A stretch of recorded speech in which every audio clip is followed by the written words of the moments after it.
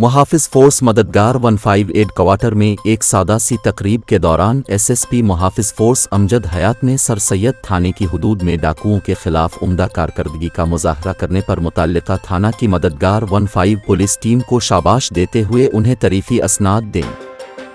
SSP मुहाफिज Amjad हयात ने police team में शामिल पुलिस ऑफिसर की हाजिर दिमागी और दिलेरी पर उसे सराहा। पुलिस का अव्वलीन फ़र्ज़ अवाम के जान व माल, इज़्ज़त व आबरू की हिफाजत को यकीनी बनाना है, जिसे आप और आपकी टीम ने पुलिस सिक्योरिटी प्लान और हिकमत अमली पर मन अमल दरामद करके साबित किया है। तफसीलात के मुताबिक सर सैयद के इलाके में 6 डाकुओं एक घर में घुसकर वारदात कर रही थे और एक साथी बाहर गाड़ी में इंतजार कर रहा था। ताहम मददगार 15 पुलिस इत्तला मिलने पर पुलिस टीम ने बरवक्त रिस्पांस दिया और मौके पर पहुंचकर 5 डाकुओं को जहन्नम वासिल किया, जबकि एक डाकू फरार होने में कामयाब हो गया।